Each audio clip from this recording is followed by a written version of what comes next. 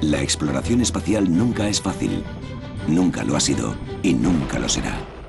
El riesgo es el precio del progreso. 60 años de ensayo y error han marcado una clara trayectoria de nuestro progreso. Cada nueva misión se basa en la anterior.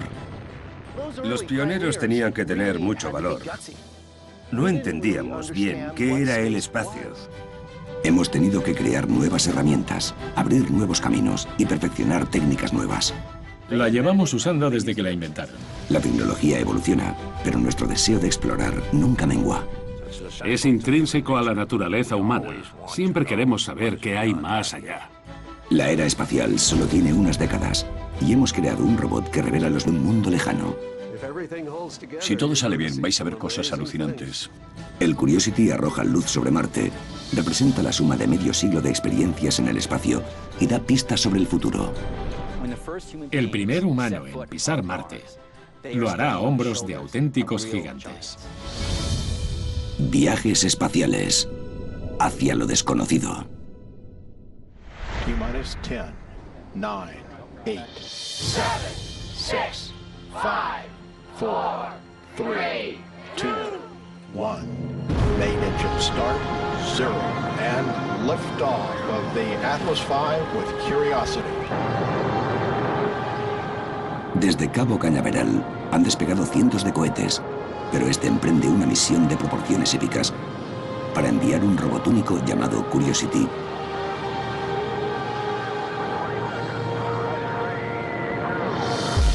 Nueve meses y más de 550 millones de kilómetros después, el Curiosity comienza un aterrizaje a vida o muerte en Marte.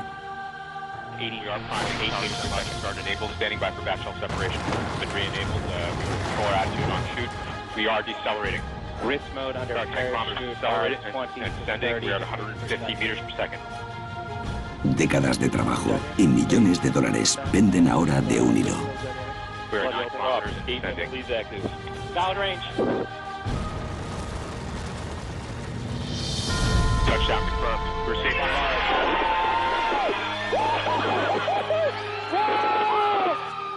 Que Curiosity aterrizase sin problemas es fantástico, mejor de lo que esperaba. Ni siquiera podía soñar ni imaginar cómo sería, pero es fantástico. Fantástico de verdad. Ahora, las 17 cámaras, 10 instrumentos científicos y 2 ordenadores del Curiosity están listos para llevarnos donde nadie ha ido antes. Puede recoger muestras, prepararlas y analizarlas en un laboratorio que hay dentro del cuerpo del rover. Es un avance técnico muy notable. El Curiosity es una máquina muy importante del siglo XXI, pero nunca podría haber existido de no ser por las lecciones aprendidas a la fuerza mediante ensayo y error en el siglo XX. Los pioneros espaciales tuvieron que resolver los riesgos explosivos del lanzamiento, lo complicado de surcar el espacio profundo y el atenazador drama de aterrizar de forma segura en mundos desconocidos. Estos y más avances hicieron posible el Curiosity. También hicieron esto posible que un geólogo explorase Marte desde un banco del parque. John Grant es uno de los ingenieros líderes del equipo Curiosity. Cada día el Curiosity envía datos desde Marte y John y sus compañeros deciden las próximas instrucciones del rover. Es como un sueño hecho realidad, lo de poder ver la superficie, rocas interesantes, sitios fascinantes, y conducir por ellos para evaluar y analizar las rocas, para descubrir cómo es la superficie y cómo ha evolucionado con el tiempo. Las rocas de Marte han evolucionado a lo largo de miles de millones de años. La revolución de la tecnología espacial que nos ha dado al Curiosity solo tiene décadas. Que el laboratorio científico de Marte haya pisado la superficie y llevado a cabo la investigación es el fruto de muchos años y misiones anteriores. Apenas 55 años antes, el Curiosity era cosa de ciencia ficción. Nada de viajar miles de millones de kilómetros a Marte. En 1957 ni siquiera habíamos ido aún al espacio. Todo eso cambió el 4 de octubre.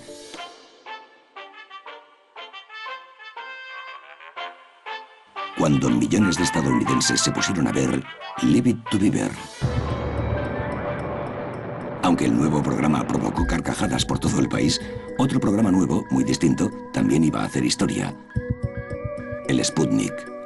La Unión Soviética había lanzado el primer satélite artificial. Era como una pelota de playa con 4 antenas saliendo. Muy primitivo. Tenía una radio a bordo y ya está, pero cumplió. Y entró en órbita. La señal de una sola nota que envió el Sputnik desde los cielos pilló a Estados Unidos desprevenido. Para la gente de nuestro país fue toda una sorpresa. No nos lo esperábamos, salió de la nada. No teníamos ni idea de que estaban preparados.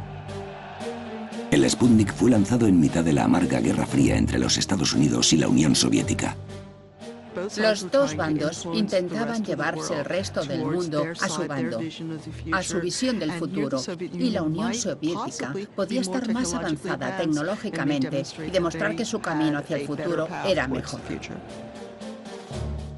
Fue el comienzo de lo que se conoció en los 60 y aún se conoce como carrera espacial. Apenas 2 meses después, Estados Unidos se apresura a contestar al Sputnik con un cohete experimental llamado Vanguard.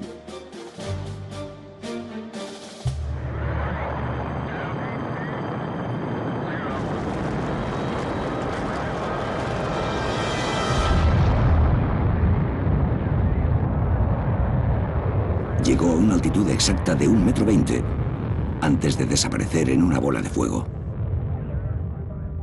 Fue la explosión más bonita del mundo.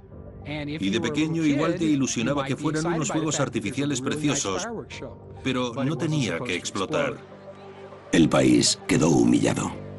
Lo del Vanguard fue un desastre total. Los medios lo apodaron Kaputnik, Fallobnik, cosas así. Y se burlaron de él. La gente empezó a preocuparse. Para entrar en órbita, los cohetes tienen que acelerar a más de 27.000 kilómetros por hora, y para eso hace falta mucha potencia y sistemas de combustible de alta presión. El talón de Aquiles del Vanguard fue la baja presión, que hizo que los gases calientes de la cámara de combustión entrasen en el tubo de combustible, que prendió y convirtió el tanque de combustible en una bomba. En un instante, el Vanguard nos enseñó una lección fundamental de la ciencia de cohetes. La presión correcta del combustible es fundamental. El reputado ingeniero aeroespacial Wernher von Braun había estado trabajando en un misil distinto, el Júpiter C.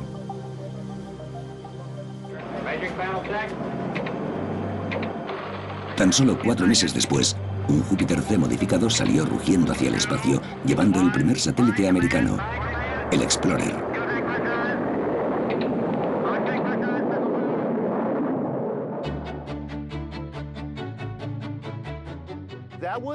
Fue todo un logro y nuestra primera apuesta en el juego de la exploración espacial.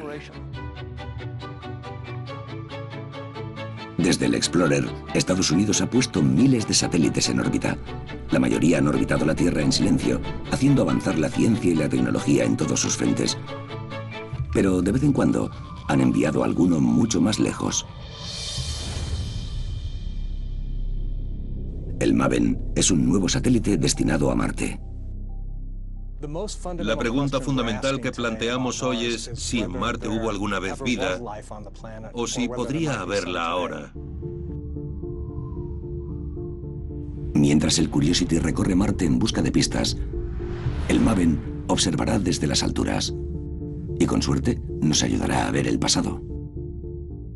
No hemos examinado la atmósfera de Marte, pero si la analizamos, podremos hacer simulaciones que, en cierto modo, nos hagan retroceder en el tiempo y ver cuándo Marte pudo haber sido lo bastante cálido y húmedo para albergar océanos en la superficie. Y claro, todo el mundo se pregunta, si hubo agua durante el tiempo suficiente, ¿pudo haber evolucionado vida?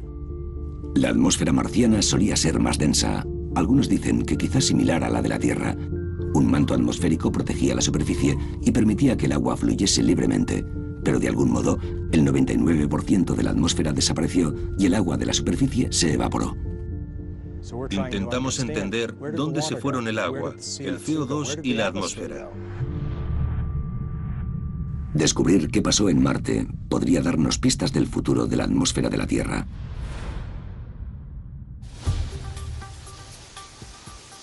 Pero para obtener las respuestas correctas, el MAVEN no puede llevar ni el más mínimo rastro de nuestro planeta. Aquí hacemos los ensamblajes. Nos preocupa mucho llevar contaminantes orgánicos de la Tierra a Marte y fastidiar futuras investigaciones científicas. El MAVEN es unas 60 veces más grande y complejo que el Explorer, pero mucha de su tecnología pertenece a la época de nuestros primeros satélites.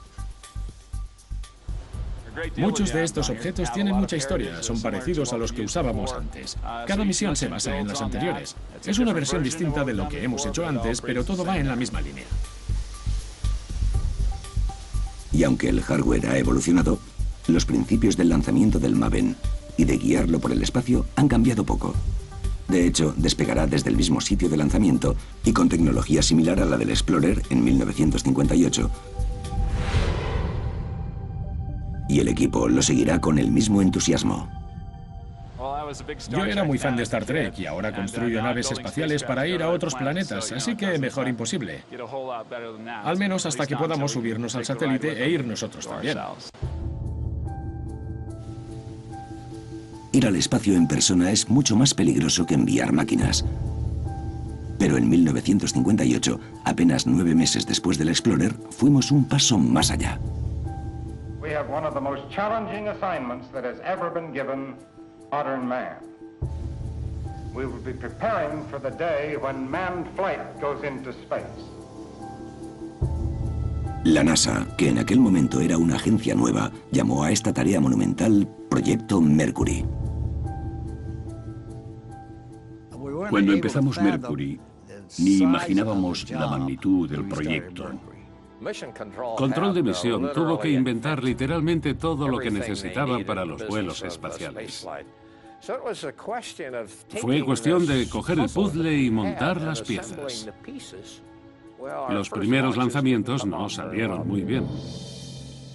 Los vehículos de lanzamiento que teníamos en el proyecto Mercury tenían una fiabilidad del 50%, o sea que explotaban una de cada 2 veces.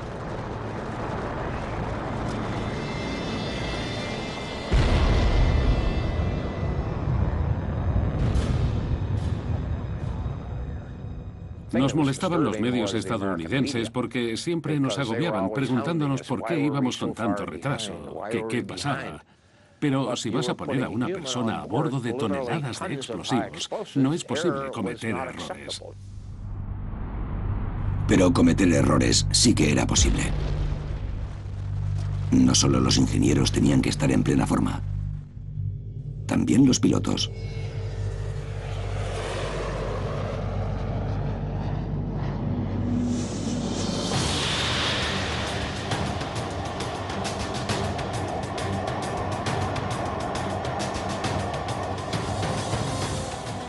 Para subirte a una cosa de estas, tienes que estar al 100% en lo técnico.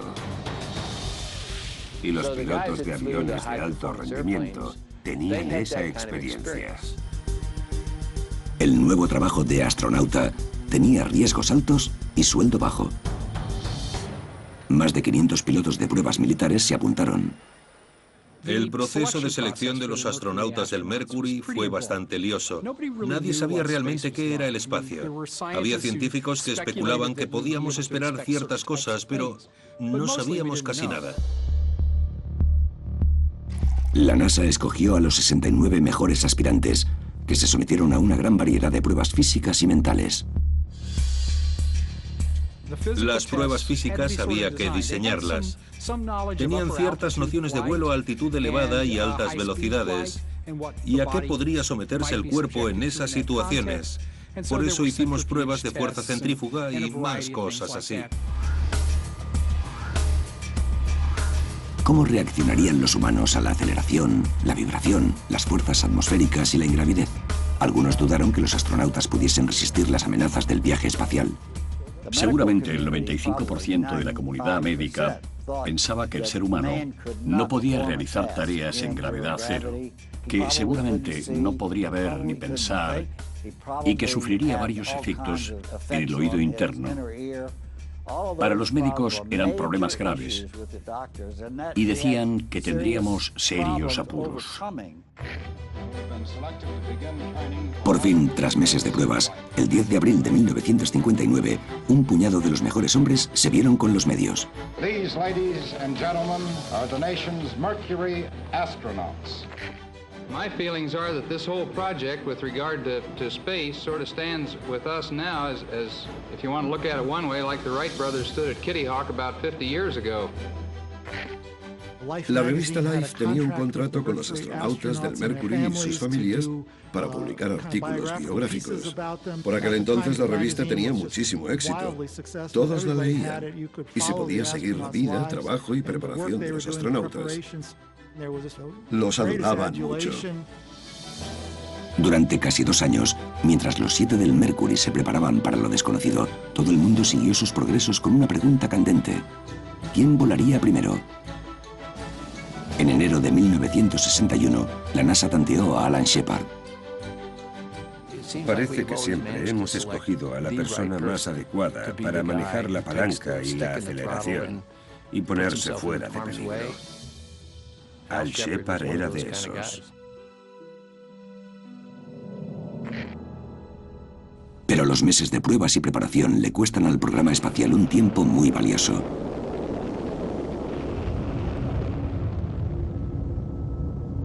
El 12 de abril de 1961, el cosmonauta soviético Yuri Gagarin se convirtió en el primer hombre en el espacio y el primero en orbitar la Tierra.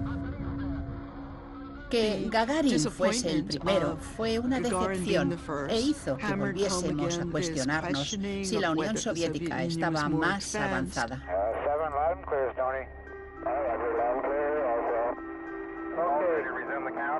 Unas semanas después, Shepard se subió a una pequeña cápsula en lo alto de un cohete cargado de combustible explosivo.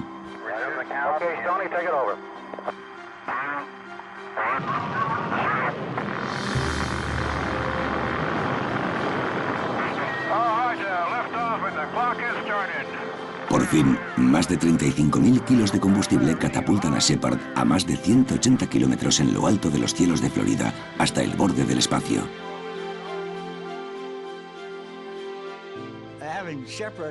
Tener a Shepard en el cohete fue fantástico, pero vaya que sí dio miedo.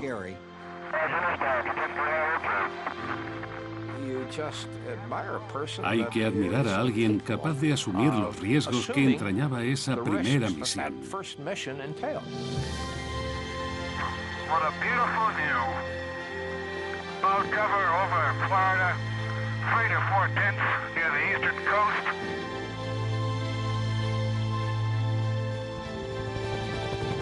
«15 minutos después, Shepard cayó en el Océano Atlántico, convertido en un héroe americano».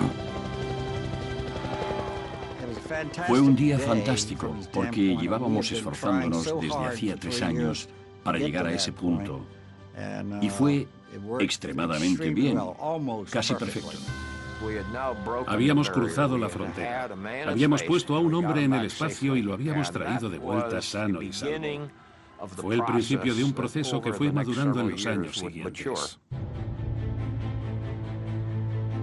El éxito de Shepard potenció la seguridad del país. Pero apenas 20 días después, el presidente Kennedy le planteó un reto inimaginable a la NASA. I believe that this nation should commit itself to achieving the goal before this decade is out of landing a man on the moon and returning him safely to the Earth. El extraordinario comunicado de Kennedy emocionó al público y sorprendió a toda la NASA. Pensé que estaba loco. De verdad que lo pensé. Decir que íbamos a ir a la Luna en ese momento era casi de risa. Yo no me reí porque a los 2 días me tocó el trabajo de hacerlo. Alan Shepard había sido catapultado al espacio y devuelto a la Tierra sin tener que trazar un rumbo.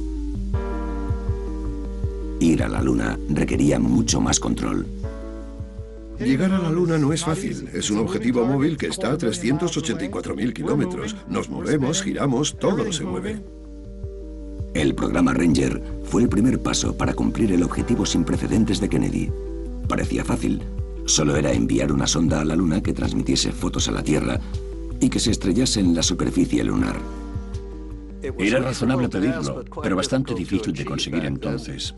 Nadie tenía ni idea de qué hacía falta y lo investigamos todo. Recuerdo sentarme a dibujar el primer diagrama de bloques de una nave espacial, pero nada de eso se había construido antes. Nos lo inventábamos sobre la marcha. La NASA tenía más que inventar que una nueva nave espacial. Tenía que inventar cómo guiarla hasta la Luna. La solución fue la red del espacio profundo. Se repartieron 3 transceptores por el mundo para que en cualquier momento, por lo menos uno, pudiera comunicarse con la Ranger. Pero antes, la Ranger necesitaba cohetes con los que llegar a la Luna. La Ranger 1 y 2 se quedaron cortas. Los cohetes no pudieron propulsarlas más allá de la órbita baja terrestre. La Ranger 3 abandonó la órbita, pero fallos en las señales de los comandos hicieron que fuese en la dirección equivocada. No alcanzó la Luna por unos 37.000 kilómetros. La cosa no iba muy bien. La navegación es una parte complicada de la exploración planetaria. Recorremos distancias larguísimas y para poder llegar al objetivo hay que poder navegar bien por el sistema solar. La Ranger 4 sí que llegó a la Luna, pero el ordenador de a bordo falló y chocó sin enviar ninguna foto. La Ranger 5 no calculó bien la distancia. Otra vez. Conforme pasaron los meses, la NASA siguió probando, refinando y solucionando problemas. Conforme mejoramos nosotros y nuestra tecnología, igual que la capacidad de calcular la trayectoria basándonos en la navegación por radio, acortamos la zona. Enero de 1964, la Ranger 6. Mientras contemplábamos el ascenso, de repente apareció la telemetría de la nave. ¿Qué narices es eso?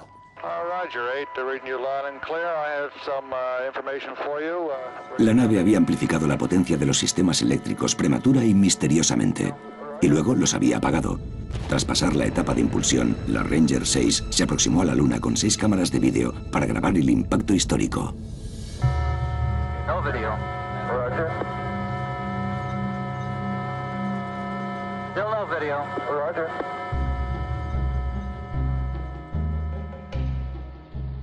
La habitación estaba llena de periodistas que querían ver la Luna de cerca a tiempo real. Y van estos tíos y mandan vehículos a la Luna, pero no hay fotos. El cacharro se estrella y dicen, ¡ay, otra vez no!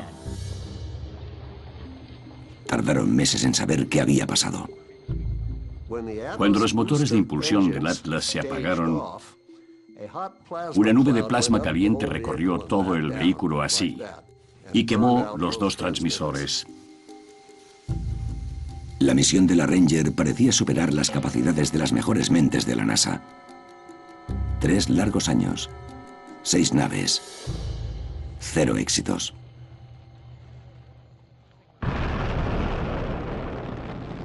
Julio de 1964, la Ranger 7 se lanza bajo una presión tremenda para que triunfe.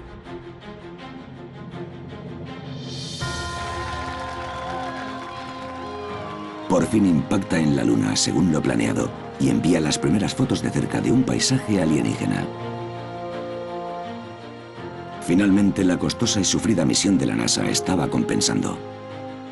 Ojalá hubiese estado allí entonces, porque era como el salvaje oeste de la exploración espacial. No entendíamos bien qué era el espacio. Así que los pioneros tenían que tener mucho valor porque tenían que hacer ensayo y error, aprender de los fallos y perseverar. La perseverancia ayudó a crear tecnología moderna que ahora damos por hecha. La Ranger 7 envió imágenes de vídeo a más de 380.000 kilómetros codificándola en información numérica que se decodificó en la Tierra. Este avance en el procesamiento de imágenes es el núcleo de la tecnología actual de imágenes digitales. Y lo más importante, la Ranger nos enseñó a lanzar algo a través de la inmensidad del espacio y acertarle a un objetivo en movimiento, Ahora solo se nos da mejor. Usamos radiotelescopios para saber dónde está la nave y desde la observación terrestre corregimos la trayectoria para dar en el clavo. Marte está a 400 millones de kilómetros de la Tierra, pero podemos tomar medidas lo bastante precisas como para que cuando lleguemos allí sepamos dónde estamos con un margen de un par de kilómetros. Cuando el éxito de la Ranger, la meta de la NASA era guiar una nave tripulada a la Luna. Paso a paso. En febrero de 1962, John Glenn se subió a una pequeña cápsula en el lanzamiento espacial del tercer Mercury. Su misión era orbitar la Tierra. Godspeed, John Glenn. 10, 9, 8, 7, 6, 5,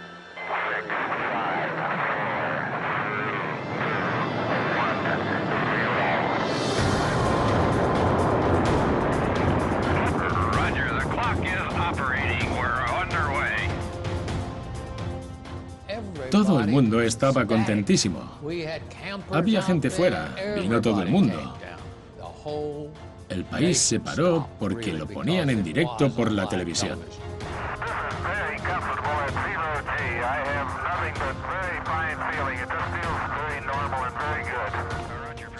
Que John Glenn entrase en órbita fue un paso gigantesco hacia lo de llegar a la Luna. Fue muy valiente.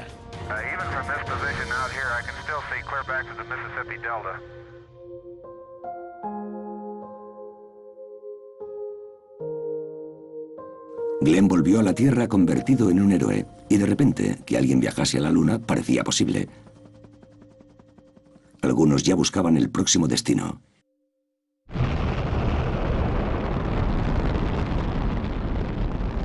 Agosto de 1962. Una nueva sonda, la Mariner 2, se dirige a Venus. Antes de que la Mariner 2 volase a Venus, se especulaba mucho con el planeta. Sabíamos que era más o menos igual de grande que la Tierra, que tenía atmósfera, que estaba más cerca del Sol, pero tampoco tanto. Y muchos creían que seguramente fuera parecido a la Tierra. Igual tenía océanos, agua y hasta vida. La Mariner 2 demostró que podíamos guiar y comunicarnos con una nave espacial a decenas de millones de kilómetros de distancia, pero también acabó con las ideas preconcebidas que teníamos de nuestro vecino planetario más cercano. Se creía que igual Venus estaba millones de años por detrás de la Tierra y que podría albergar dinosaurios, criaturas acuáticas y paisajes tropicales. La primera sonda planetaria acabó con esas ideas. Las noticias que envió la Mariner fueron sorprendentes y desoladoras. Encontró un entorno hostil, muy cálido. Venus no es un sitio agradable. La superficie de Venus está a una media de 463 grados centígrados. Es un mundo abrasado y sin agua. Para muchos resultó decepcionante, pero la misión fue un éxito. La Mariner 2 tuvo una gran relevancia científica. Nos dio datos que no podíamos conseguir con las observaciones terrestres. Tras las duras revelaciones de la Mariner 2, las esperanzas de encontrar señales de vida en nuestro sistema solar pasaron a depositarse en el planeta con el que todos fantasean. For centuries, science has studied Mars, the only planet where life may exist. Now the screen creates for you the fascinating, frightening spectacle of the first flight to Mars. We have been expecting you. Marte es parecido a la Tierra. Más pequeño, pero tampoco mucho. Está más lejos del Sol, pero no tanto como Saturno o Júpiter. Así que muchos creían que quizás pudiese tener vida o albergarla. Solo hay una forma de averiguarlo. En 1964, la Mariner 4 despegó hacia Marte. Un vuelo turístico de 225 millones de kilómetros para una nave espacial equipada con sensores de campo, detectores de partículas y una cámara.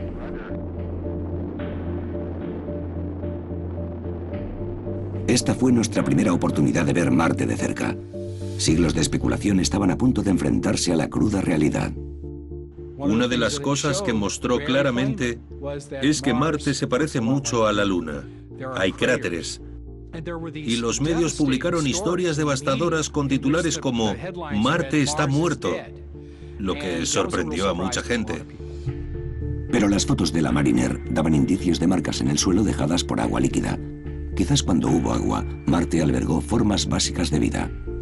El primer vistazo a Marte que nos ofreció la Mariner nos hizo pararnos a pensar un poco más en lo que estábamos viendo y en cuál sería la mejor manera de explorar Marte para entender cómo había evolucionado con el tiempo. Estas dos primeras sondas planetarias cambiaron totalmente nuestras expectativas, además de demostrar que podíamos explorar mundos lejanos. Es asombroso que en esas primeras misiones se encontraran entornos que nunca se habían documentado antes. Imaginad a esos ingenieros con esos retos extraordinarios para diseñar un sistema que pudiese funcionar en entornos desconocidos.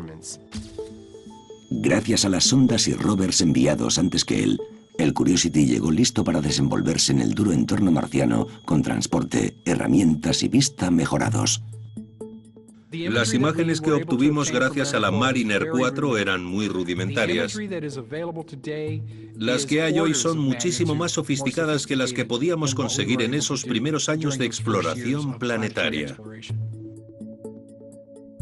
Mi cosa favorita del Curiosity son esas cámaras tan fantásticas. Tiene la Mali, una lente que hace planos cercanos y saca imágenes de la superficie en una resolución increíble. La Mardi, para el descenso, que nos dio esos vídeos de la separación del escudo térmico. Me encanta. Y tiene esa lente M100 en la Mastcam para sacar fotos súper ampliadas de la lejanía. La imagen que forma de Marte me da ganas de ir. Las imágenes son impresionantes, no solo por su nitidez, sino por la información que nos dan sobre cómo se refleja la luz con las diferentes longitudes de onda en la superficie. Nos habla de su composición. Puede perforar rocas individuales, recoger muestras, prepararlas y analizarlas en un laboratorio que hay dentro del cuerpo del rover para hacer investigaciones mucho más a fondo de lo que hay en la superficie. El instrumental del Laboratorio Científico de Marte nos da mucha información que se puede usar para comprender Marte y sus implicaciones para las exploraciones futuras humanas. Pero antes de que el Curiosity pudiera explorar Marte, esos magníficos instrumentos tuvieron que sobrevivir a todo un viaje. El lanzamiento, 9 meses de viaje espacial y luego pasar de ir a más de 20.000 kilómetros por hora a aterrizar suavemente por su cuenta. Para conseguirlo, el Curiosity les dio un uso poco común a los cohetes de control para ajustar la dirección y la velocidad.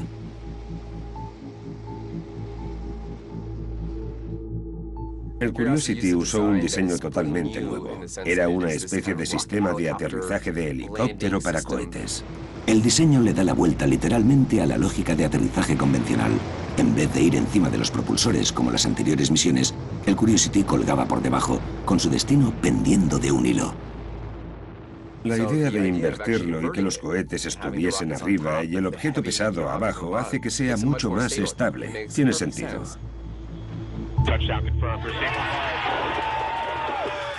El aterrizaje del Curiosity se basó en tecnología propulsora desarrollada por la NASA en los 60 durante la carrera a la Luna. Los exitosos aterrizajes actuales nos malcrían y hacen que creamos que son fáciles. Pero no lo son, y a principios de los 60 nunca se habían hecho antes. No podíamos enviar hombres a la Luna sin una forma de frenarlos y hacer que aterrizasen de forma segura. Pero la NASA tenía un plan, el programa Gemini. Gemini se diseñó para desarrollar y poner a prueba la tecnología necesaria para llegar a la Luna. Era un puente entre ser principiantes y saber lo que hacíamos en el espacio. Teníamos una reentrada guiada, teníamos células de combustible y había que hacer EVA, actividad extravehicular, etcétera, etcétera, etcétera.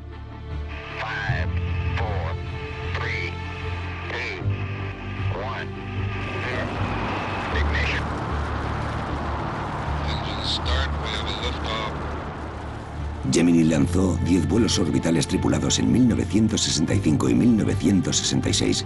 Sus avances fueron impresionantes. Una de las grandes misiones del programa Gemini fue, además de maniobrar en el espacio, encontrarse allí. Es más fácil de decir que de hacer.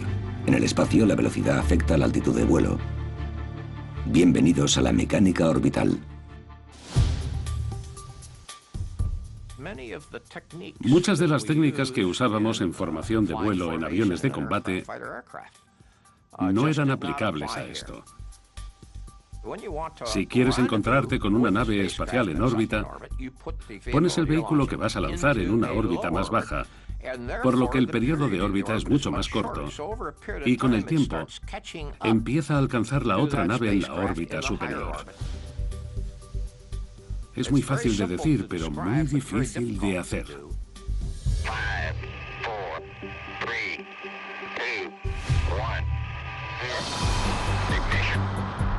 El 4 de diciembre de 1965, los astronautas Frank Borman y James Lovell entraron en órbita a bordo del Gemini 7. 11 días después, Wally Schirra y Tom Stafford lo siguieron en el Gemini 6.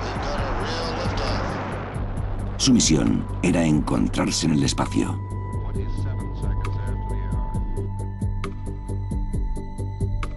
Apenas 3 horas después de abandonar la Tierra, el Gemini 6 se acercó a Lovell y Borman. El Gemini 6 venía por debajo para la etapa final y veíamos los propulsores en marcha. Se acercaban lentamente y el radar mostraba su velocidad. Se acercaban lentos y luego se pararon.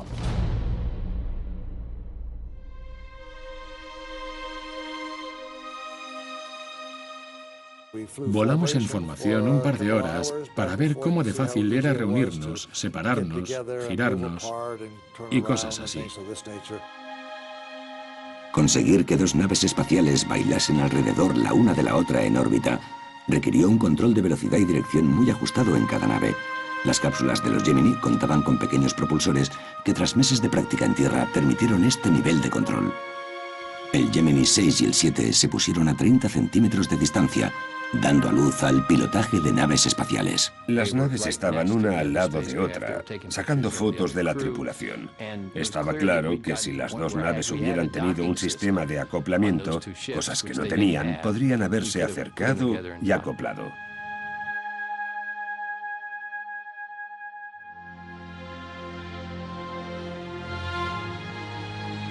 El encuentro fue un éxito, pero Borman y Lovell aún tenían otra tarea: sobrevivir 2 semanas en órbita, 6 días más que nadie antes.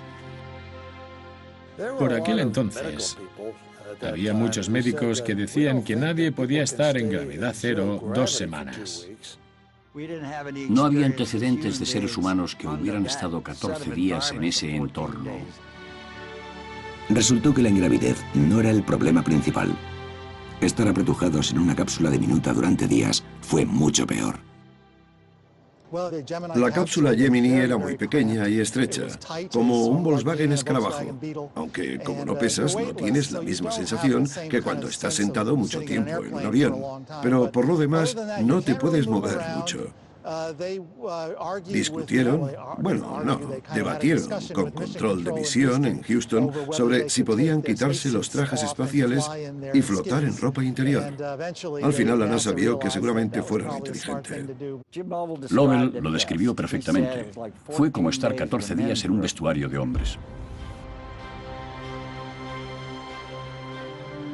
Un encuentro exitoso y 2 semanas en órbita hicieron que Borman y Lovell triunfaran, aunque andar les resultase algo incómodo tras tanto tiempo en gravedad cero.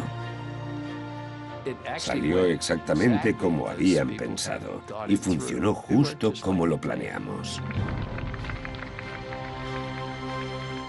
Borman y Lovell demostraron que habíamos dominado el control orbital y los vuelos espaciales de larga duración, habilidades que necesitaríamos para llegar a la Luna. Pero había otro enorme reto en el camino: el acoplamiento.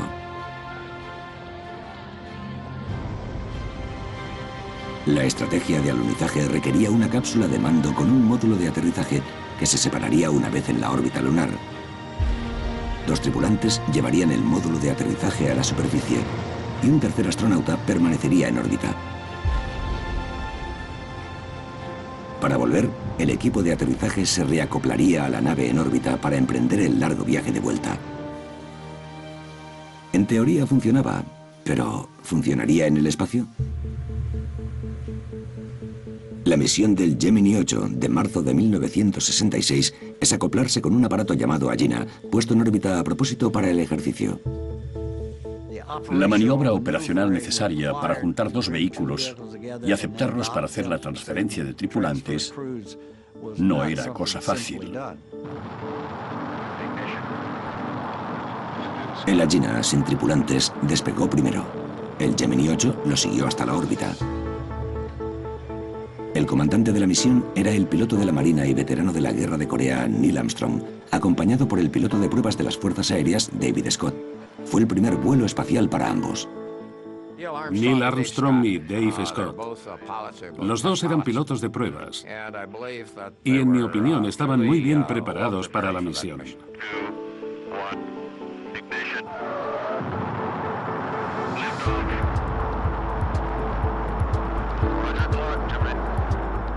Cinco horas después del lanzamiento, el Gemini 8 encontró a la Agena en órbita. Armstrong y Scott se acercaron para acoplarse. Houston, this is Gemini 8. We're station keeping on the Agena at about 150 feet. Hizo falta mucha precisión, mucho ordenador en tierra y muchas reglas de cálculo a bordo de la nave por si no salía bien.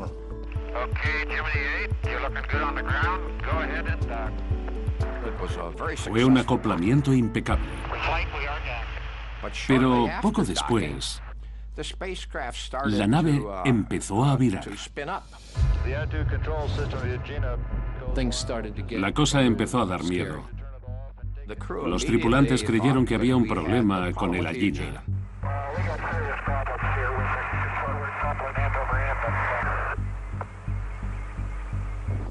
Las dos naves daban vueltas juntas en un giro letal cada vez más rápido.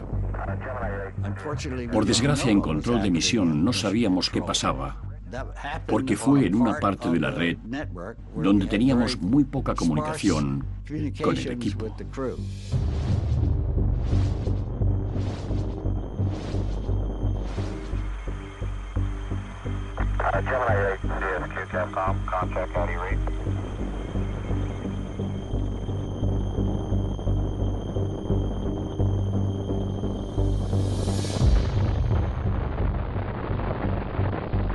Armstrong se desacopló de la Agena, pero eso solo empeoró las cosas.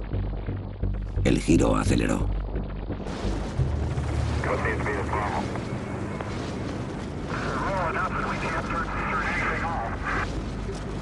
Did he say he could not turn the Agena off? No, he says he is separated from the Agena and he's in a roll and he can't stop it. La nave iba a 400 revoluciones por minuto.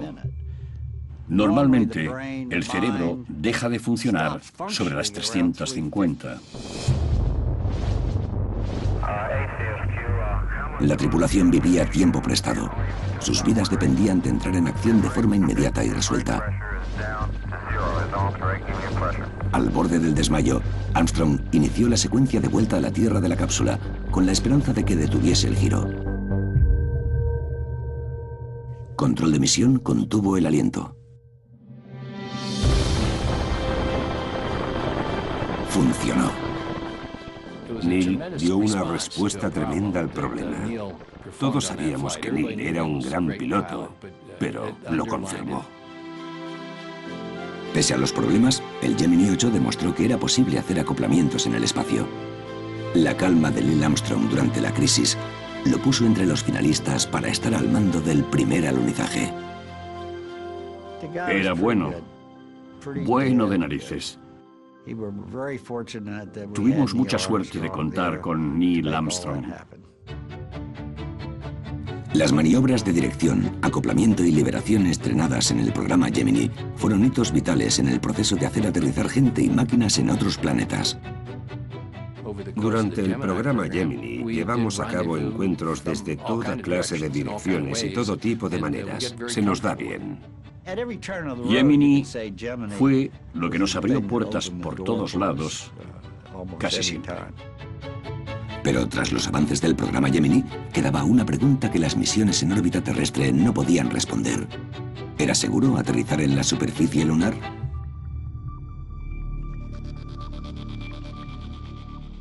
El programa Surveyor se creó por la necesidad de saber más de la superficie lunar.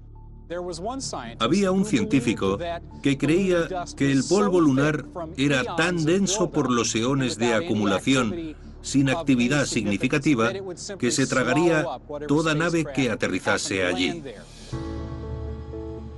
¿Aguantaría la nave o se hundiría? La NASA envió la Surveyor para resolver la duda. Tenía que aterrizar con suavidad y de forma autónoma.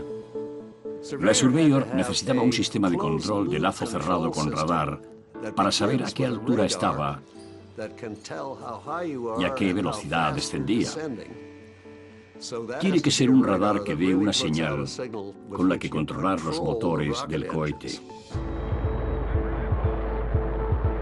Tras varias pruebas y un perfeccionamiento intensivo, el sistema de cohetes y su sistema de absorción del impacto al aterrizar estaban listos para el despegue. El 30 de mayo de 1966, la Surveyor salió de la Tierra. El equipo del Laboratorio de Propulsión a Chorro siguió su viaje de 3 días a la Luna.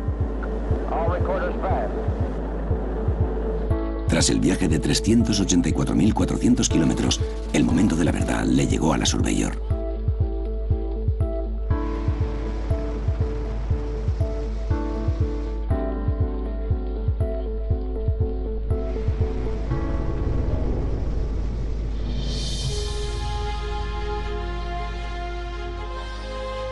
La NASA triunfó. La Surveyor demostró que la Luna podía aguantar una nave espacial. Si la Surveyor se hubiera hundido, la cosa hubiera sido muy distinta. También demostró que podíamos hacer aterrizar vehículos en otros planetas de forma segura. La Surveyor dio ejemplo de cómo aterrizar en cuerpos celestes. La Surveyor llevó a cabo una tercera tarea crucial. En las 6 semanas que le duró la batería, envió 11.000 fotos de la superficie lunar con un nivel detallado de mapeado interplanetario que hoy damos por hecho. La tecnología ha evolucionado. Algunas se ha quedado prácticamente igual, pero otra ha dado un salto cualitativo. Y mis colegas de aquellos tiempos y yo estamos muy contentos de haber puesto algunos cimientos. Sin esos cimientos, un programa tan ambicioso como el Curiosity nunca hubiese despegado. Las Surveyors y sus aterrizajes representan el tronco del árbol genealógico de los sistemas de entrada, descenso y aterrizaje, como los llamamos hoy. El aterrizaje preciso del Curiosity preparó el escenario para realizar nuevos descubrimientos si el rover consigue llegar a su tentador objetivo. El laboratorio científico de Marte ha aterrizado en el cráter Gale, donde fuimos porque hay una acumulación de 5 kilómetros de alto de materiales compuestos y sedimentos en el centro del cráter. Para llegar a esta roca expuesta, el Curiosity podría tener que escalar alguna que otra roca. Su clon terrestre está haciendo un recorrido de prueba en un terreno parecido. Bien, este es el rover de prueba Curiosity en el patio de Marte del Laboratorio de Propulsión a Chorro. Vamos a hacer unas pruebas de autonavegación, que es la capacidad de conducción autónoma del Curiosity. Usa las cámaras de la parte inferior frontal del cuerpo y de arriba en el mástil, que son estéreo, para sacar imágenes y darle al rover percepción de profundidad y que pueda medir la distancia hacia todos los peligros y obstáculos que tiene delante. Los actuadores de dirección en las ruedas de cada esquina le dan al Curiosity una maniobrabilidad excepcional, y estas están especialmente diseñadas para el entorno marciano. Son ruedas de metal con bandas de rodadura para agarrarse a los distintos terrenos por los que tendremos que pasar. Cuestas, arena, sobre rocas, y son muy resistentes. Va a centímetro con 4 por segundo. O sea, a unos 50 metros por hora. Tarda tanto porque no puede ir más rápido. Tiene que sacar fotografías a cada metro para detectar los peligros que tiene delante y escoger una ruta segura. La NASA espera que tantas pruebas sirvan para que el viaje por el cráter Gale sea exitoso, porque en Marte las rocas no son simples obstáculos. Podrían ser ventanas a la historia marciana. Esperamos que podamos analizar esas capas y entender algo más de las condiciones cambiantes de Marte a lo largo del tiempo. Si todo va según el plan, el Curiosity trabajará sin descanso en los años venideros, cubriendo terreno nuevo y resolviendo acertijos científicos. Cuando veo lo que hace el Curiosity, me siento afortunado de haberlo vivido. Es una misión fantástica que acaba de empezar. Si todo sale bien, vais a ver cosas alucinantes. El Curiosity personifica mucho de lo que ha conseguido la NASA en más de 50 años de exploración. Un intenso lanzamiento observado sin pestañear y con ilusión. Una travesía segura por la fría oscuridad del espacio y un aterrizaje suave en una superficie que apenas comprendemos. Nuestro próximo viaje es casi demasiado audaz como para imaginarlo. La idea de que algún día podamos ir, recoger las rocas y hacer la exploración en persona es intrigante. Y si hubiese alguna posibilidad de poder formar parte de ello, querría que me eligiesen. No me cabe duda de que cuando el primer humano pise Marte, sabrá lo suficiente de la historia de cómo llegó allí para apreciar lo mucho que costó y que lo hará a hombros de auténticos gigantes.